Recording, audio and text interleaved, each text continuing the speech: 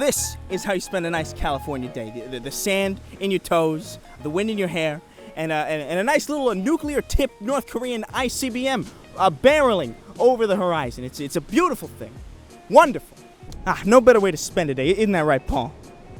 Oh yeah, that's right. I forgot I fired him for striking me over the head with a weighted light fixture. I forgot about it. You remember that bit of lore from my Chris Reagan expanded cinematic universe? Of course you don't. You don't appreciate fucking anything I do for you. Fucking. So let me tell you something. For all these people who are commenting, hey, where's Paul? Where's Paul, Chris? Paul's so much better. I miss Paul. Where's the llama, Chris? Tell you what. We don't need Paul. We never did. This is the Chris Reagan YouTube channel. This isn't the Paul show, okay? Isn't that right, Paul? Oh, fuck. Hey, everybody. Chris Reagan here. Welcome back to the Reagan Recap End of the World Edition. For you see, my friends, right now the fate of the world hangs in the balance between two beautiful boys. One who I'm convinced is Android 19, and the other who I'm convinced is, oh wait, what's this? It's just breaking news. Science has just confirmed the other one to be the world's most humble man. I think I am actually humble. I think I'm much more humble than you would understand. So before we start with today's show, guys, we got some good news and we got some bad news. The good news is we have time for a recap today because the North Koreans were smart enough to make a bomb, but not smart enough to figure out how to make that bomb go quickly. So look at that thing. It's slower than a turtle on a short bus. Bad news is that's still a bomb. Like that's a catastrophic thing looming over there. That is going to fuck me up, dude. That's not a joke. So for all intents and purposes, this is probably a series finale unless some Deus Ex Machina happens. So pour yourself a glass. Season finale, guys. Let's go. Our first story today comes from everybody's favorite Texas Senator Ted Cruz, who recently got himself thrown into a bit of hot water for liking a pretty adult-oriented tweet on his public Twitter feed, which wouldn't be as funny as it is had it not happened on 9/11. Now, YouTube, of course, is a domain for children nowadays. You can't discuss serious topics on YouTube. There's no adults on this platform. Where are they? I don't see them. So it stands to reason if you're watching this video, you're probably too young to even know what 9/11 is. Like, what even happened back 2001? What did they even do back then? They probably call the police with carrier pigeons. So with that in mind, my crack team and I have decided to put together a state-of-the-art reenactment for you guys, for educational purposes, edutainment, if you will. JetBlue Command, this is airplane 499er beginning descent New York. Boo! I'm a terrorist. Be gone, terrorists! I bet your sweet little white ass can't land on that buildings. I'll take that bet, you silver-tongued fiend, you! That's just plain wrong.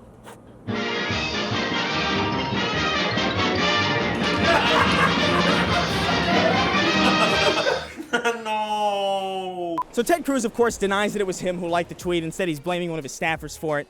And honestly, I kind of believe him. Because when I look at Ted Cruz, I don't see somebody who's sleuthing around late at night looking for porn online. I mean, it's too relatable. But the idea of him liking a pornographic tweet on his public Twitter account on the anniversary of one of the biggest tragedies to ever strike the mainland of the United States, it's too beautiful a thing to let slip into the realm of hypotheticals. So I'm just going to assume it was him. Believe what makes you happy. 'Cause every time we touch, I get this feeling. You know what that means. You know what that jingle means, guys. It's time for the benign racism of the month. The time where we look for the most completely innocuous thing we possibly can and turn it into a universal symbol of hate. Come on, guys. We can find something. I'm sure we can find something on this beach. All right, come on. There's got to be something here, guys. There's got to be something to complain about. I'm sure, for the love of God. Oh, look at this. What do we got?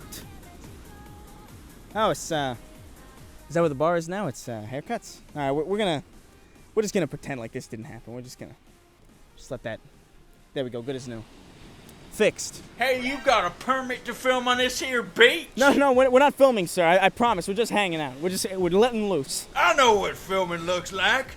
You better get off this beach here. Hey, listen, you can't throw us off this beach like we're some kind of piece of armor in Destiny 2 that vaguely resembles an edgy internet meme. You fuck off. I got a fucking gun, you little wetback. Okay, he's got a gun. We should. All right, this isn't worth it. Jesus Christ!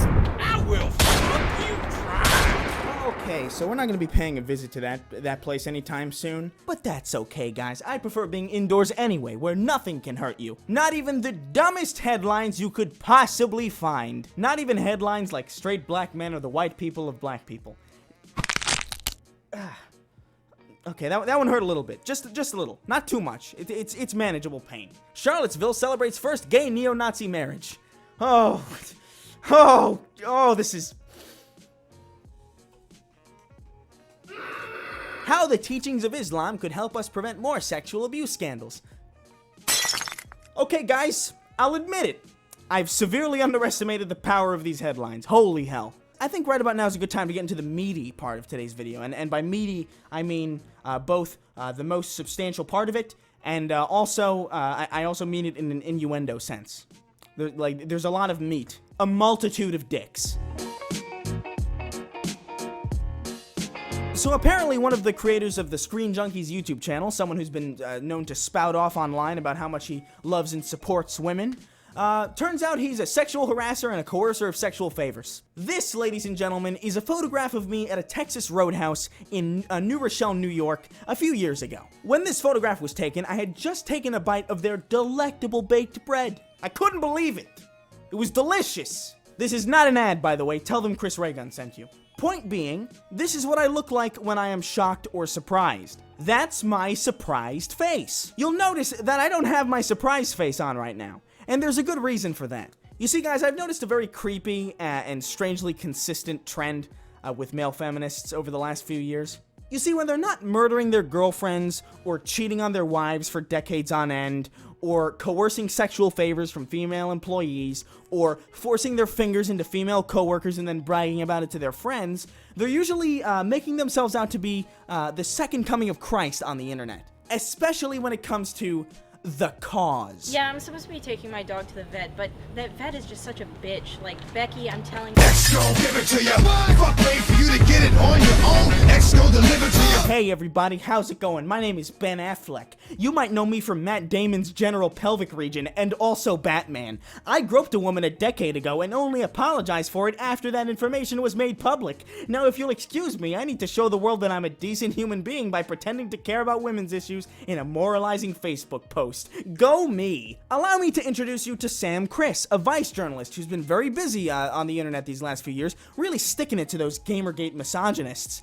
Gamer, I am a mentally incapacitated child who pushes buttons for fun. I hate women and trans people. YouTube Gamer, the same, but I'm also racist. Yeah, guys, those gamers, those people who moderately enjoy video games, they hate women. They're the worst. They're not like me, Sam CRUZ, Vice journalist. Really awkward then that you were accused of sexual assault and then had to delete your entire Twitter history out of pure shame, huh, dickhead? Here's Boogie2988, one of the least offensive human beings on the fucking internet, being banned from a prominent gaming forum by the name of NeoGaf, for apparently not condemning Gamergate enough for its abuse of women. Your time at NeoGaf has been spent consistently apologizing for and disingenuously ignoring the actions of a movement of harassment and hate. Yeah, you wouldn't want those woman haters on NeoGaf. Also, here's the creator of NeoGaf being accused of sexual assault and having his entire website crumble beneath him. By the way, good riddance to NeoGaf. If you guys don't know what NeoGaf is, it's essentially a gaming forum, but imagine the most right-wing part of 4chan, and it's just the opposite of that. It's just the left-wing fucking 4chan. Good riddance. I hope it stays dead. Now, just to be perfectly clear, I'm not making the argument that simply being a feminist means you are more likely to commit sexual assault. That would be disingenuous. What I am saying is that shitty people will often try to portray themselves on the internet as the opposite of what they actually are. What better cover, what better alibi for a sexual abuser than a feminist, somebody who's supposedly all for women's rights and empowering women? It's a wolf in sheep's clothing. I mean, from a predatory standpoint, it makes fucking perfect sense. And that's why I choose to be an asshole online.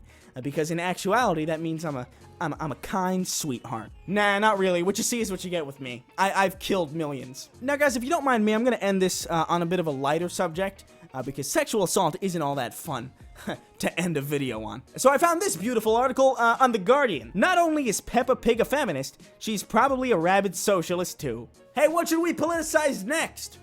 Oh, how about this? Listen, guys, don't politicize Peppa Pig. It's British talking bacon for kids. Don't politicize that. You a fucking monster? So my favorite quote from the article has to be this one. S&M inspired teacher Madame Gazelle plays in an all-female rock group to the presence of single parents like mummy sheep. Nothing traditional is sacred to the manipulative minds at ABC3. I don't know what kind of S&M this guy's into that this reminds him of it.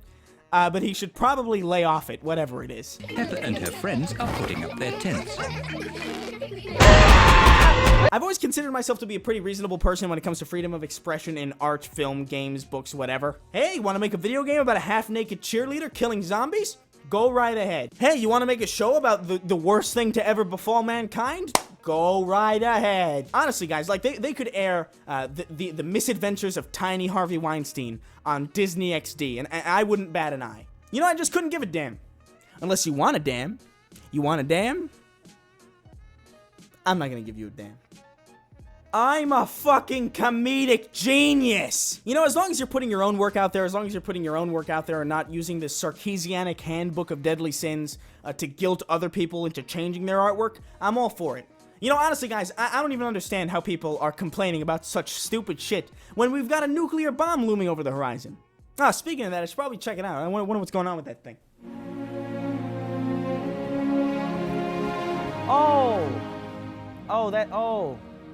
That is significantly closer than I had anticipated. Okay.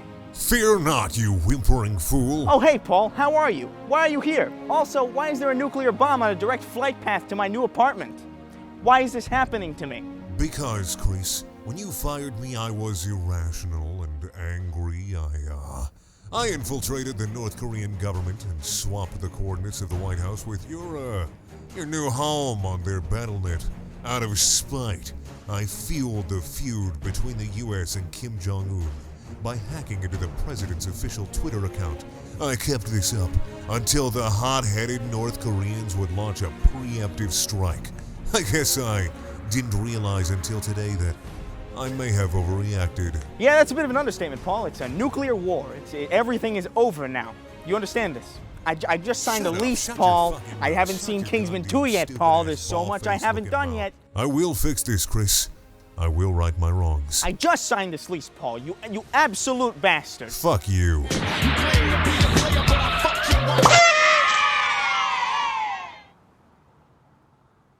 Huh.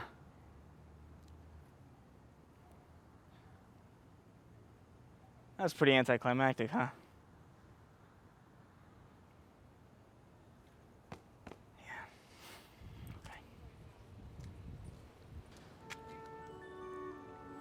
Hey, Paul. Welcome home. I will wring your fucking child over a lion's den. All right, fuck you then. Jesus Christ. I try to be nice. Shit.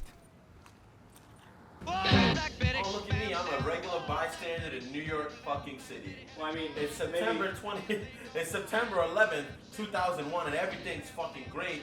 Wow, man. The world can't get any better. It's gonna be hard. I can't fucking stand that